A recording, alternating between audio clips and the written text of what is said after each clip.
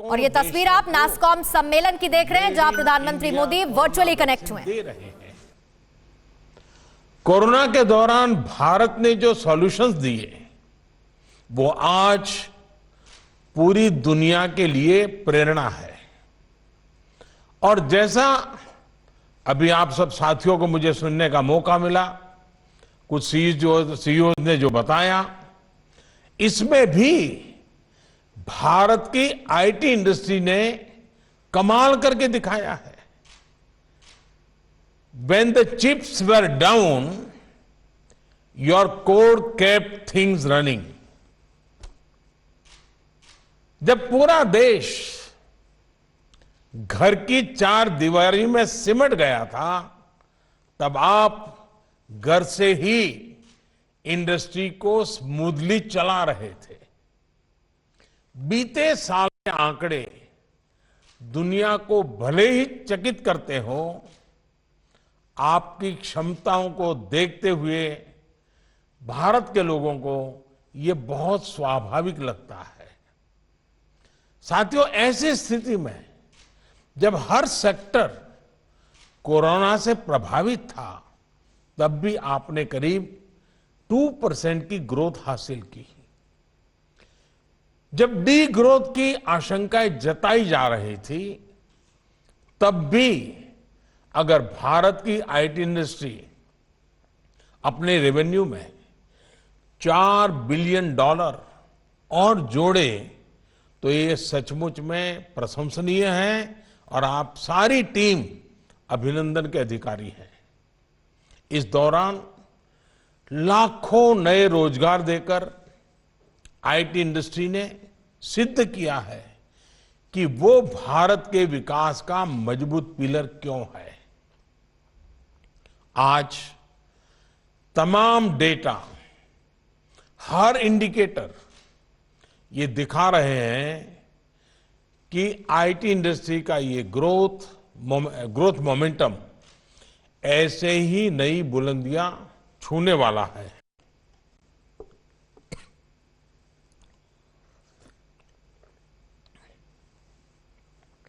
साथियों, नया भारत, हर भारतवासी प्रगति के लिए अधीर है।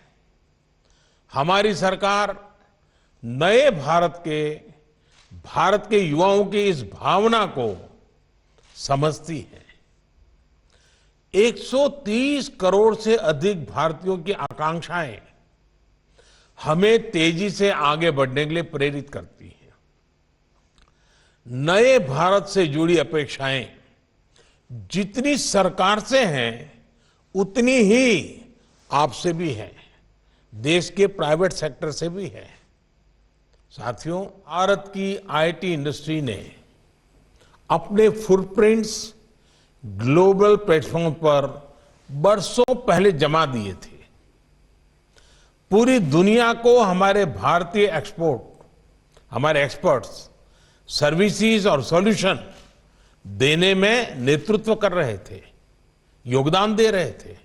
लेकिन कुछ कारण रहे कि भारत का जो विशाल डोमेस्टिक मार्केट है, उसका लाभ आईटी इंडस्ट्री को नहीं मिल पाया। इस वजह से भारत में डिजिटल डिवाइड बढ़ता गया। एक तरह से हम कहते हैं, और हम कह सकते हैं, दिया तले अंधेरा वाली बात हमारे सामने थी। हमारी सरकार की नीतियां और निर्णय गवाह है कि कैसे बीते वर्षों में हमारी सरकार ने इस अप्रोच को बदल दिया है। साथियों, हमारी सरकार भी ये भलीभांति जानती है कि बंधनों में भविष्य की लीडरशिप विकसित नहीं हो सकती, और इसलिए सरकार द्वारा टेक इंडस्ट्री को अनावश्यक रेगुलेशन से, बंधनों से बाहर निकालने का प्रयास किया जा रहा है। नेशनल डिजिटल कम्युनिकेशन पॉलिसी एक ऐसा ही बड़ा प्रयास था। भारत को ग्लोबल सॉफ्टवेयर प्रोडक्ट हब बनाने के लिए नेशनल पॉलिसी भी बनाई गई। सुधारों का ये सिलसिला कोरोना काल में भी जारी रहा। कोरोना काल में ही other service provider OSP guidelines को जारी किया गया, अभी जिसका आपकी चर्चा में उल्लेख भी हुआ। इससे नई परिस्थितियों में आपके लिए काम करना आसान हुआ। आपके काम को कम से कम रुकावट का सामना करना पड़ा। आज भी जैसे आप में से कुछ मित्रों ने बताया कि 90% से ज्यादा लोग अपने घरों से काम कर रहे हैं। इतना ही नहीं, कुछ लोग तो अपने मूल गांव से काम कर रहे हैं। देखिए, ये अपने आप में एक बहुत बड़ी ताकत बनने वाला है। 12 चैंपियन सर्विस सेक्टर्स में इंफॉर्मेशन टेक्नोलॉजी को भी शामिल करने का लाभ भी आपको होना शुरू हुआ है। साथियों, 2 दिन पहले ही एक और महत्वपूर्ण पॉलिसी रिफॉर्म किया गया है, जिसका आप सभी ने भी स्वागत किया है। मैप और जियो स्पेशल डेटा को कंट्रोल से मुक्त करके इसको इंडस्ट्री के लिए खोल देना एक बहुत महत्वपूर्ण कदम है। एक ऐसा कदम है जो इस फोरम की थीम जो है, shaping the future towards a better normal, मैं समझता हूं इसके साथ एक प्रकार से आपके समिट का पूर्वाश्रम का जो काम है वो सरकार ने कर दिया है। ये ऐसा कदम है जो हमारे टेक स्टार्टअप इकोसिस्टम को शाश्वत करने वाला है, सशक्त करने वाला है। ये ऐसा कदम है जो सिर्फ आईटी इंडस्ट्री नहीं, बल्कि आत्मनिर्भर भारत में व्यापक मिशन को मजबूत बनाता है। मुझे याद है, आप में से अनेक एंटरप्रेन्योर्स मैप्स और जियो स्पेशल डेटा से जुड़े रिस्ट्रिक्शंस और रेड टेप से जुड़ी बातें अलग अलग फोरम पर रखते रहे हैं। और मैं एक बात बता दूं, इन सारे विषयों में सबसे बड़ा जो एक प्रकार से रेड लाइट दिखाया जाता था, वो सिक्योरिटी से संदर्भ भी होता था कि ये चीजें अगर खुल जाएगी, सिक्योरिटी को संकट हो जाएगा, ये बार बार आता था। लेकिन सिक्योरिटी के इश्यूज को भी हैंडल करने के लिए आत्मविश्वास बहुत बड़ी ताकत होता है। और आज भारत आत्मविश्वास से भरा हुआ है। सीमा पर हम देख रहे हैं, और तभी इस प्रकार के निर्णय भी संभव होते हैं। ये निर्णय सिर्फ टेक्नोलॉजी के दायरे का नहीं है। ये निर्णय सिर्फ एडमिनिस्ट्रेटिव रिफॉर्म ऐसा नहीं है। ये निर्णय सिर्फ सरकार एक नीति नियमों से हट गए ऐसा नहीं है। ये निर्णय भारत के सामर्थ्य का परिचायक है। भारत को विश्वास है कब ये निर्णय करने के बाद भी हम देश को सुरक्षित भी रख पाएंगे और देश के नौजवानों को विश्व के अंदर अपना लोहा मनवाने के लिए अवसर भी देंगे।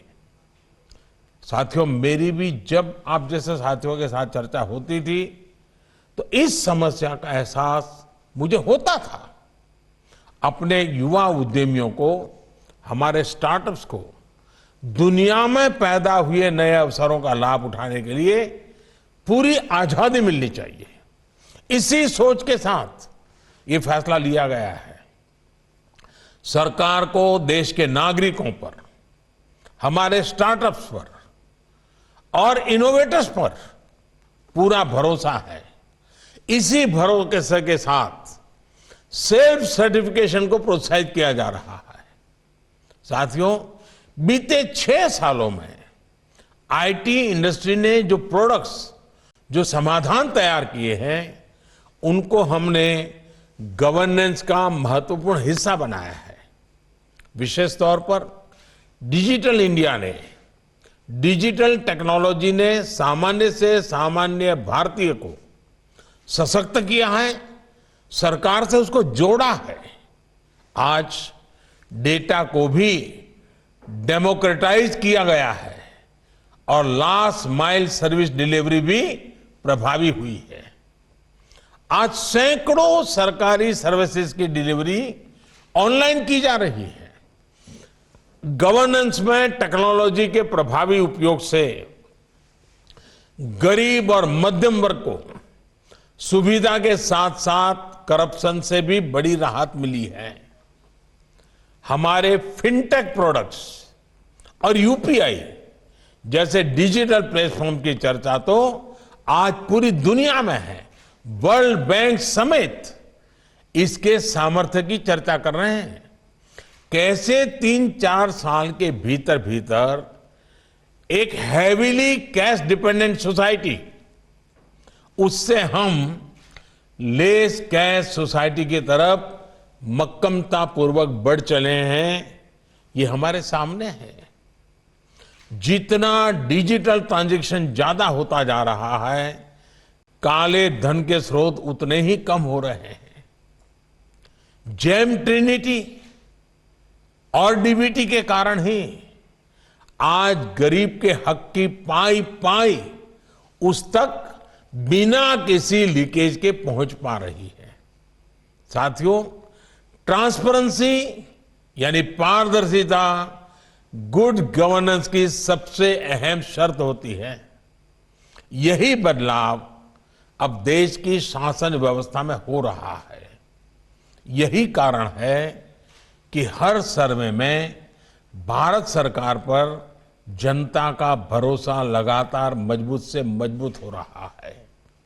अब सरकारी कामकाज को सरकारी रजिस्ट्रों से बाहर निकालकर डैशबोर्ड पर लाया जा रहा है। प्रयास ये है कि सरकार और सरकारी विभाग की हर गतिविधि को देश का सामान्य नागरिक अपने फोन पर देख सके। जो भी काम हो वो देश के सामने हो। साथियों, गवर्नमेंट प्रोक्योरमेंट को लेकर पहले कैसे कैसे सवाल उठते थे, ये हम में से कौन है जो नहीं जानता है। हम भी तो चर्चा में वही बोलते थे, हम भी वही सुनते थे, हम भी चिंता व्यक्त करते थे। अब आज डिजिटल टेक्नोलॉजी का उपयोग करते हुए पूरी पारदर्शिता के साथ गवर्नमेंट ई मार्केट प्लेस यानी जेम GEM के जरिए खरीद की जा रही है। आज ज्यादातर सरकारी टेंडर ऑनलाइन मंगाए जाते हैं। हमारे इंफ्रास्ट्रक्चर से जुड़े प्रोजेक्ट्स हो या गरीबों के घर, हर प्रोजेक्ट्स की जियो टैगिंग की जा रही है ताकि वो समय पर पूरे किया जा सके। यहां तक कि आज गांवों के घरों की मैपिंग ड्रोन से की जा रही है। टैक्स से जुड़े मामलों में भी ह्यूमन इंटरफेस को कम किया जा रहा है। फेसलेस व्यवस्था विकसित की जा रही है। टेक्नोलॉजी से सामान्य जन को तेज, सटीक और पारदर्शी व्यवस्था देना ही तो मिनिमम गवर्नमेंट, मैक्सिमम गवर्नेंस, मेरी दृष्टि वही उसका मतलब है। साथियों, आज विश्व में जो भारतीय टेक्नोलॉजी की छवि है, जो पहचान है, उसे देखते हुए देश को आपसे बहुत ज्यादा उम्मीद है, बहुत ज्यादा अपेक्षाएं हैं। आपने ये सुनिश्चित किया है कि हमारी टेक्नोलॉजी ज्यादा से ज्यादा मेड इन इंडिया हो। मेरा आपसे आग्रह है कि आपके सॉल्यूशन में भी अब मेक फॉर इंडिया की छाप होनी चाहिए। अगर हमें मल्टीपल डोमेन्स में इंडियन टेक्नोलॉजी लीडरशिप की ओर आगे बढ़ना है, इस मोमेंटम को बनाए रखना है, तो हमें अपनी कॉम्पिटिटिवनेस के नए मापदंड बनाने होंगे। हमें अपने आप से स्पर्धा करनी ही होगी। ग्लोबल टेक्नोलॉजी लीडर बनने के लिए इनोवेशन और एंटरप्राइज के साथ ही भारतीय आईटी सेक्टर को कल्चर ऑफ एक्सीलेंस और इंस्टीट्यूशन बिल्डिंग, उस पर भी उतना ही ध्यान देना होगा। ऐसे में मेरा अपने स्टार्टअप फाउंडर्स के लिए एक विशेष संदेश है। खुद को सिर्फ वैल्यूएशंस और एग्जिट स्ट्रेटेजीज तक ही सीमित मत करिए। Think how you can create institution that will outlet this century. Think how you can create world-class product that will set the global benchmark on excellence. There can be no compromise on these twin goals, for without them we will always be a follower and not a global leader. साथियों, इस वर्ष हम अपनी आजादी के 75 वर्ष में प्रवेश कर रहे हैं। ये बहुत सही समय है नए लक्ष्य बनाने का, उन्हें प्राप्त करने के लिए पूरी ताकत लगा देने का। अब से 25-26 साल बाद जब भारत अपनी स्वतंत्रता के 100 वर्ष मनाएगा, जब हम सेंचुरी सेलिब्रेट करते होंगे, तब कितने नए वर्ल्ड क्लास प्रोडक्ट्स हमने दिए होंगे, कितने ग्लोबल लीडर्स हमने बनाए होंगे, ये सोचकर हमें अभी से काम करना होगा। आप लक्ष्य तय करिए, देश आपके साथ है। भारत की इतनी बड़ी आबादी आपकी बहुत बड़ी ताकत है।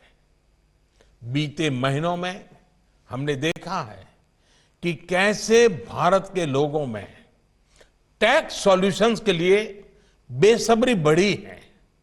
लोग नए टैक्स सॉल्यूशंस का इंतजार कर रहे हैं। लोग नई चीजें ट्राई करना चाहते हैं और खासकर भारतीय एप्लीकेशंस के लिए तो उनमें एक उत्साह है। देश मन बना चुका है। आप भी मन बनाइए। साथियों, 21वीं सदी में भारत की चुनौतियां और उसके समाधान के लिए प्रोएक्टिव टेक्नोलॉजिकल सॉल्यूशन देना IT industry, tech industry, innovators, researchers, young mind, इनका बहुत बड़ा दायित्व है।